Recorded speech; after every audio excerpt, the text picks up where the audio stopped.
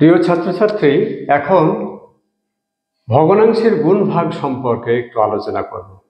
ভগ্নাংশের গুণ বা ভাগ দেখলে অনেকেই ভীত সন্ত্রস্ত হয় যে কিভাবে করব, এই দশমিকটা কোথায় বসাবো। আমি এই যে আলোচনাটা করব, এটা যদি তোমরা দেখে নাও তাহলে দশমিক সম্পর্কে তোমাদের ভীতি, গুণ ভাগের ক্ষেত্রে তোমাদের ভীতি একদম চলে যাবে, ভয় একবারে চলে যাবে। দেখো, আমরা প্রথমেই একটা সাধারণ অঙ্ক নিই। 0.2 গুণ 0.3 গুণ 0.04, এই গুণটা করতে হবে। এই গুণটা করার সময়তে আমরা কিন্তু এই দশমিকগুলো ভাববো না, মনে করবো দশমিক নেই। যদি না হয় তাহলে কি হলো, এটার মধ্যে কত আছে? 2 আছে, এর মধ্যে কত আছে? 3 আছে, এর মধ্যে আছে 4। আমরা শুধু সংখ্যাগুলো গুণ করে ফেলবো। দেখো, 4 3 12, 12 2 24, কত হলো? 24, 24। এবারে দেখবো এখানে কটা দশমিক আছে? একটা, দুটো। দশমিকের পরে ক ঘর আছে? 2 ঘর আছে।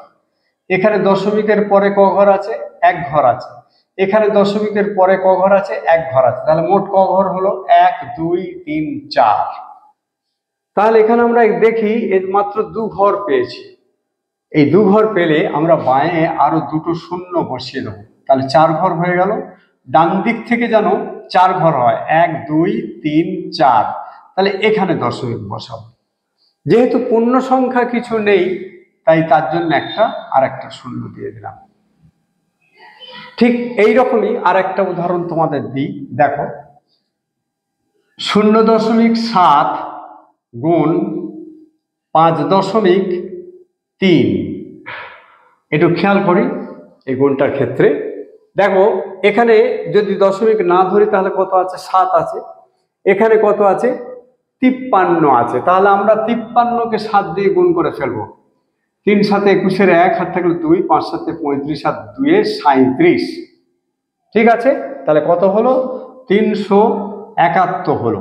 এইবার আমরা একটু দেখে নেব, এর দশমিকের পরে ক ঘর আছে? 1 ঘর আছে। এর দশমিকের পরে ক ঘর আছে? 1 ঘর আছে।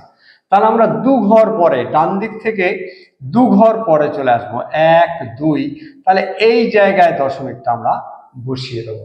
যেহেতু এর পূর্ণ সংখ্যা আছে, সুতরাং বাঁয়ে আর কোনো শূন্য দেওয়ার দরকার নেই। খুব সহজেই এটার 1 ঘর, এটার 1 ঘর, তাহলে 1 আর 1 2 ঘর। ডান দিক থেকে এর 1 ঘর আছে, ডান দিক থেকে এর 1 ঘর আছে, 1 আর 1 2 ঘর। তাহলে 2 ঘর ডান দিক থেকে 2 ঘর পরে আমরা যদি দশমিক বসিয়ে দিই তাহলে খুব সহজেই গুণ হয়ে গেল। আমরা আর একটু দেখি, যেমন এই গুণগুলো করতে সবাই কিন্তু ভয় খায়, যেটা কি হলো? 0.1 ইন্টু 0.01, খুবই মারাত্মক। আচ্ছা, এটা বাদ দাও, আমি ওটা করছি পরে। তাহলে 0.1 0.1, এদের গুণফল কি হবে? না, এটা যদি দশমিক না থাকে এটা কত হয়? 0 1 মানে 1। এটাও তাই। তাহলে 1 কে 1 দিয়ে গুণ করলে 1 1 কে 1। এখানে দশমিকের পর ক ঘর আছে? ডান দিক থেকে 1 ঘর আছে, ডান দিক থেকে 1 ঘর আছে। তাহলে 1 আর 1 2। তাহলে এর বাঁ দিকে শূন্য দেবো এবং এখানে দশমিক দিয়ে দেবো। তাহলে 0.01, যেহেতু এর পূর্ণ সংখ্যা কিছু নেই, একটা পূর্ণ সংখ্যা নেই বলে শূন্য দেওয়া হলো। তাহলে গুণফল কত হলো? 0.01। আচ্ছা, আর একটা যেটা প্রথমে লিখেছিলাম, 0.1 গুণ 0.01 গুণ 0.001।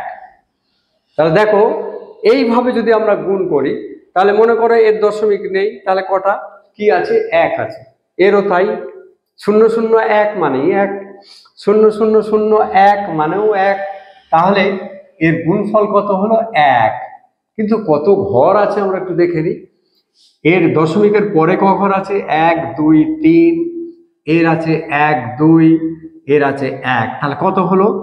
1 2 3 4 5 6 ঘর। তাহলে আমরা এখানে 6 ঘর করে ফেলি, বাঁ দিকে শূন্য দিয়ে। 1 2 3 4 5 6। তাহলে দেখো, 1 2 3 4 5 6, ডান দিক থেকে 6 ঘর পরে এসে দশমিক হলো। যেহেতু এর পূর্ণ সংখ্যা নেই, তাই পূর্ণ সংখ্যার জায়গাটাতে একটা শূন্য বসিয়ে দেবো। তাহলে দেখো কত সহজে গুণ করা গেল। আমরা এবার দেখে নেব দশমিকের ভাগ কিভাবে করা যায়। দেখে নিই দশমিকের ভাগ। ধরো একটি ভাগ দেখে নিই, 0.3 গুণ 0.2 গুণ 0.4। একে আমরা ভাগ করব কত, 0.8 গুণ 0.5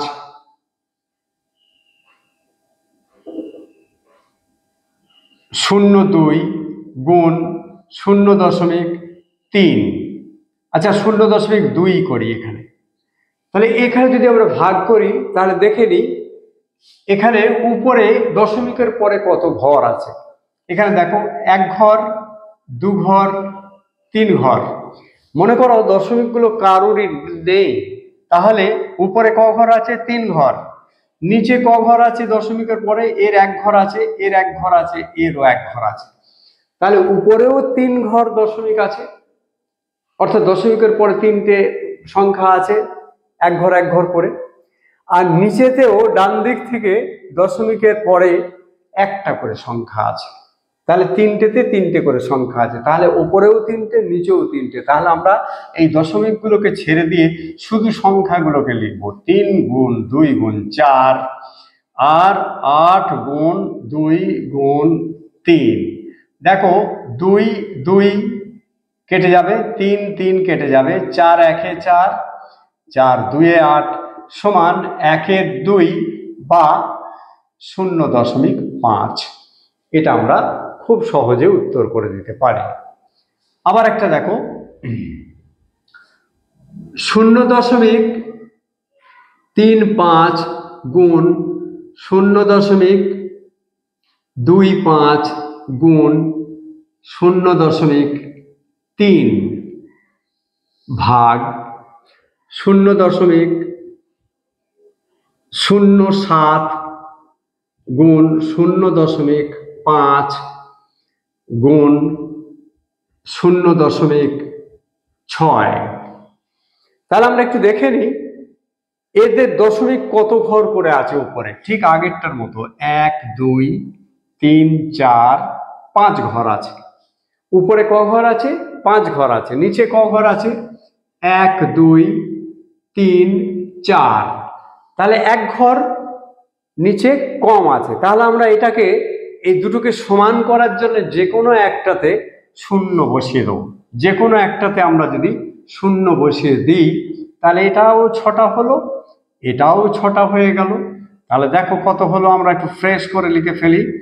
35 গুণ 25 গুণ 3 ভাগ 7 গুণ 5 গুণ 60।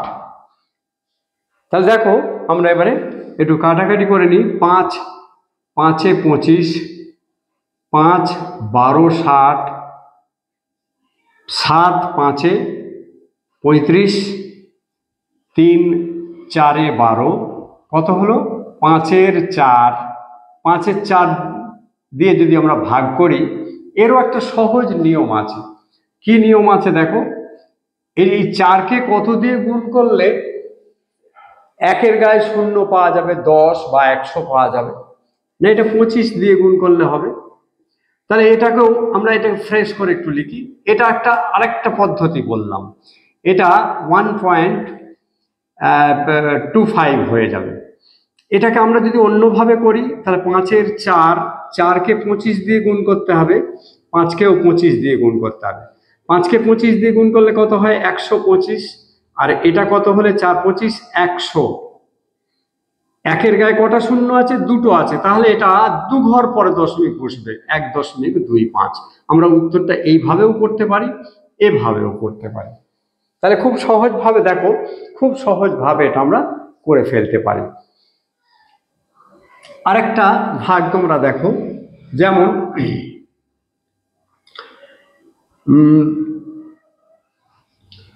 0.81 ভাগ 0.9।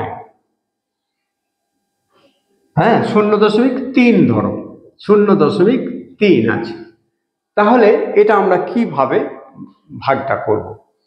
প্রথমেই আমরা কি করব না দশমিক সমান করব। যদি একটা একটা থাকে, এর কটা আছে দশমিকের পরে ক ঘর? 2 ঘর। এর ক ঘর? 1 ঘর আছে, তাহলে আর একটা দিয়ে দিলাম। তাহলে এটা 30 হলো, আর এটা কত হলো? 81 হলো। মনে করব কারোরই দশমিক নেই, তাহলে কি হলো? 3 10 30, কত দিয়ে কাটলাম? 3 দিয়ে কাটলাম। এটা কত? 3 27 81। তাহলে 27-এর 10, তাহলে 2.7। তলায় কত আছে? একের গায়ে একটা শূন্য আছে, 10 আছে, তাহলে 1 ঘর পরে দশমিক হয়ে গেল 2.7। এইভাবে আমরা খুব সহজেই দশমিকের গুণ এবং ভাগ করতে পারি।